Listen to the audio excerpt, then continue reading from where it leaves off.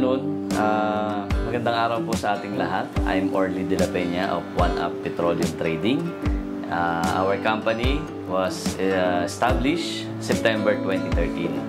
Nagsimula kami ng Unioil Station as our business partner dito sa Balanga. September 2013, nung magsimula po kami as authorized dealer of Unioil gasoline station dito po sa Balanga City. Kami po ay nagsimula bilang empleyado ng aking may bahay na si Oli. Ako po ay nagtrabaho sa Maynila. Nagsimula ako bilang isang janitor, messenger sa isang shop sa Parañaque. At kalaunan ay naging empleyado sa isang shipping company and fertilizer company in Makati. And noong 2010, nung magsimula akong umuwi dito sa Bataan, napagkasunduan namin at napagpasyahan namin magtayo ng negosyo. Ito nga yung gasoline station na Unioil gasoline station dito sa Balanga. Malaking bagay at nakatulong ang aming experience bilang mag-asawa. Ang aking may bahay bilang isang bangkera or empleyado sa bangko, at ako naman ay galing sa logistics industry na nakatulong ng malaki nung kami ay nagsama sa negosyo at naging magkatuwang. Ang aming skill na pinagsamahan ay napabuti para sa aming hanap buhay. So, marami kaming mga empleyadong natulungan sa loob ng halos 10 taon ang aming negosyo ng Unioil gasoline station. Noong una, kami po ay nagsimula bilang 2 shift lang po ang aming operation. Pero dahil sa demand ng ating mga motorista at naging customer dito sa Bataan or sa Balanga, kami po ay nag-operate 24 hours and nagkaroon din po ng additional na mga trabahador na mga taga-Balanga na ating natutulungan. So hanggang sa ngayon, ito po ay ating ipinagpapatuloy at tayo po ay maswerte dahil sa pagkakaroon natin ng Unioil gasoline station dito sa Balanga ay marami tayong empleyadong natulungan, and at the same time itong ating gasolinahan ay masasabi natin na isa sa pinakamalinis na produkto ng gasolina dito sa ating bayan at environment friendly, na kung saan ang ating mga sasakyan na patuloy na gumagamit ng Unioil fuel ay mas mababa ang emission ng ating mga sasakyan regardless kung anong modelo or klase ng sasakyan ay pwedeng gumamit ng Euro 5 gasoline ng Unioil. Ang mga product ng ating gasoline station ay meron tayong Euro 5 diesel, meron din tayong Euro 5 gasoline 91, Euro 5 gasoline 95, at yung Euro 5 gasoline 97. Na ito ay isa sa pinaka-advanced na fuel dito sa ating bayan.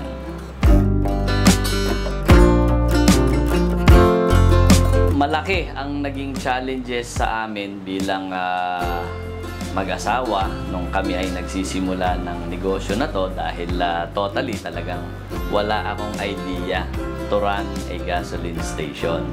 Galing kami sa pagiging empleyado sa mahabang panahon.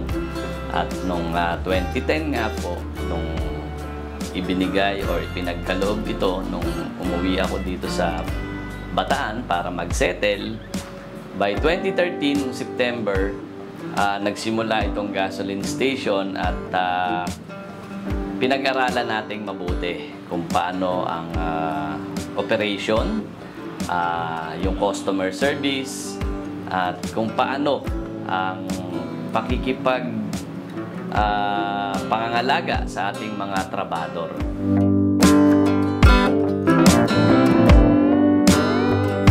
Aside from ang Unioil ay sinasabi natin na isa sa pinaka-advanced na fuel or gasolina dito sa ating bayan, ang Unioil lang ang kaisa-isang gasolinahan or gasoline station na may Euro 5, na complete line ng Euro 5 fuel, na kung saan ito yung the cleanest range of fuel na masasabi. Ang ating pong Unioil Balanga ay matatagpuan along Bataan Provincial Highway, dito po sa Barangay Tinejero. Tayo po dito sa Balanga ay 24 hours open. Samantalang yung station naman po natin sa Abukay, that is also along Bataan Provincial Highway, Barangay Kalaylayan. Ang operating hour po niya is 5 o'clock in the morning until 9 p.m. Almost every day nag-re-report kami sa office. Parang the usual empleyado na pareho din kami kasing galing sa corporate world. Nasanay na kami na every day kinakailangan papasok ka sa trabaho. So, in-apply namin yon kasi mahirap din naman na naka-standby ka lang sa bahay. And medyo sa ganitong negosyo, kinakailangan focus. Kinakailangan nakatutok tayo sa hanap buhay natin. And at the same time, nakikita natin yung day-to-day operation ng ating negosyo. Kung tayo ay pumupunta at pumapasok on a regular basis, no? So, Monday to Friday, we see to it na kami ay napupuntahan namin yung aming mga negosyo. And then, yung aming anak naman, pagka papasok sa school, kami na rin na naghahatid. Pag umuwi, kami na din ang susundo.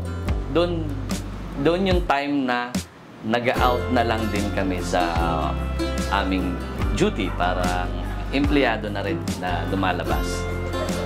So, gano'n namin binabalanse ang negosyo at pamilya. And then, pagdating naman ng Saturday and Sunday, we'll see to it na family na yung time na yan. So, from Monday to Friday, trabaho. Saturday, kung kinakailangan, that is the only time lang on call tayo. Pero we see to it na yung Saturday and Sunday, family and service, especially yung mga community service natin. Yan.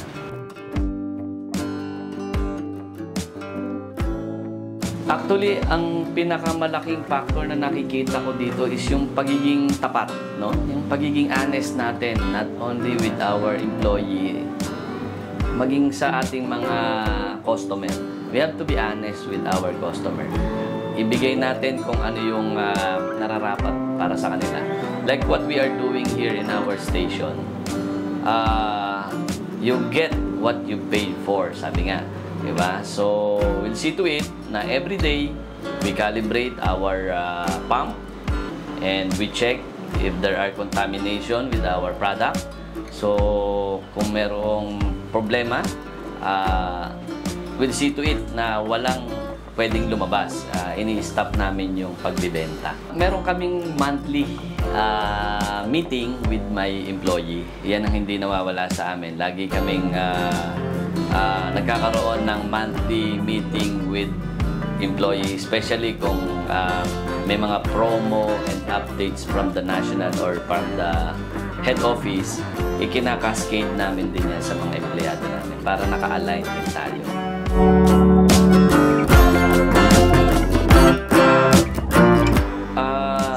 Alam ko maraming mas magagaling na mga negosyante pa sa akin. Kumbaga, kung titignan mo, mas bagito pa ako yung 10 years ko compared to other business or yung ibang mga entrepreneur natin dito sa lalawigan. Kumbaga, parang bagitong-bagito pa ako sa negosyo. Pero dahil sa mga naging karanasan natin, nagsimula tayo bilang isang empleyado, malaking bagay siguro yung ating pagiging tapat, no? Tapat tayo sa ating mga tauhan. Ibigay natin yung kung ano ang nararapat para sa ating mga empleyado, yung mga benepisyo nila. Hindi natin dapat isakripisyo yon or hindi dapat inaalis sa kanila yung kanilang mga benepisyo. Ibigay natin like yung mga government mandate like SSS, PhilHealth, Pag-ibig. Dapat na-i-enjoy nila yan kasi yung ating mga trabahador, they are the frontliner of our business. And syempre, kinakailangan maging tapat din tayo sa kanila. Lalo na yung ating mga customer. Kung tayo ay hindi magiging tapat sa mga customer natin, syempre, sa una, bibilan ka niyan, pero sa susunod, hindi na yan babalik. So, kinakailangan para makuha mo yung loyalty ng ating mga customer, kinakailangan maging tapat tayo sa kanila.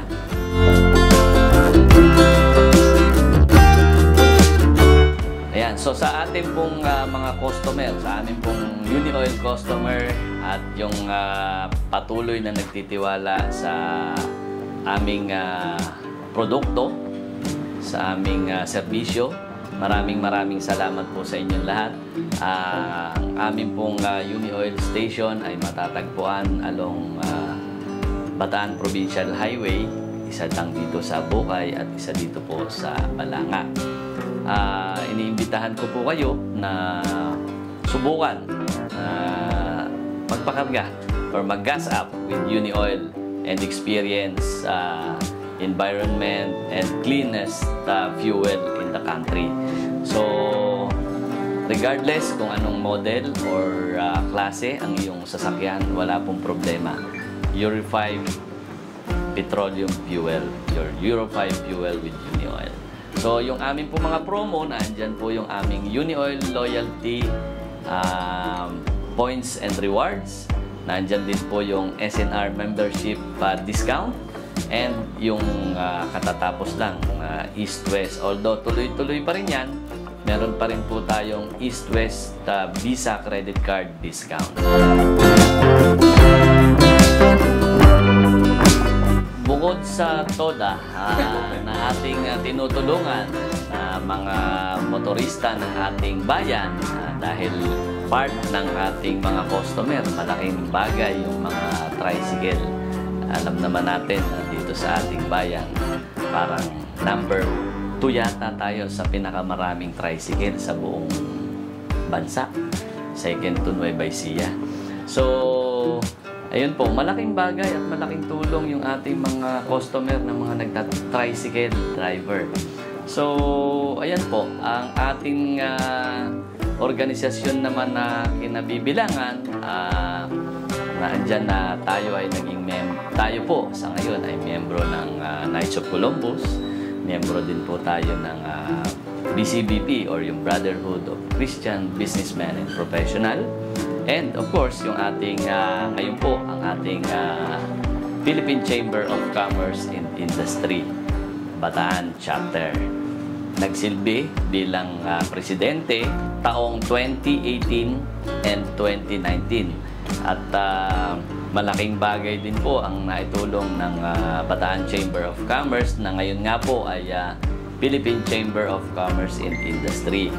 This is under the umbrella ng ating PCCI National Office. Ito po ay nakatulong upang ating i-promote yung ating hanap buhay, business connection with other business partners, chamber, and other group of chamber in national, especially sa mga ginagawang mga seminar and trainings and yung mga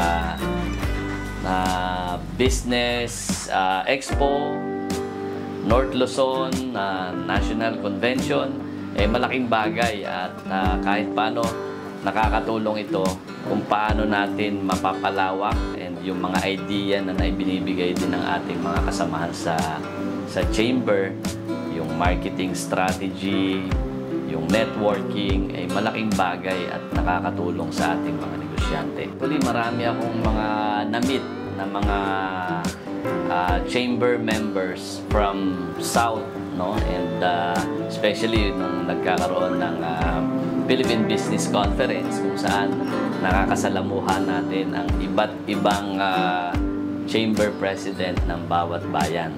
So with that,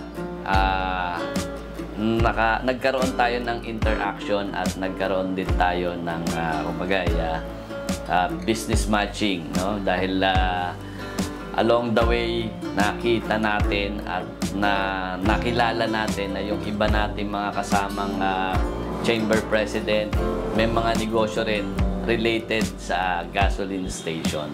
Kaya kahit paano nagkaroon kami ng exchange of idea how to run the business, para ka na rin nakapag-benchmarking in just a matter of minutes nung time na kayo ay nagkasama sa isang activities.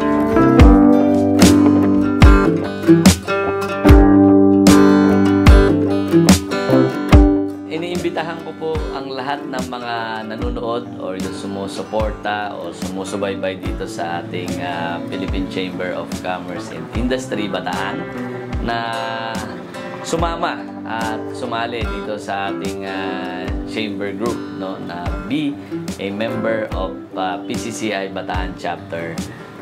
You can subscribe or link the YouTube Facebook page. Ayan. So again, maraming salamat po sa PCCI Bataan, and of course sa Traveling Lente for giving us the opportunity to feature our business. And sa lahat po ng mga viewers na nanonood at patuloy na sumusuporta, maraming salamat po sa inyong lahat, and be a PCCI member, the voice of business.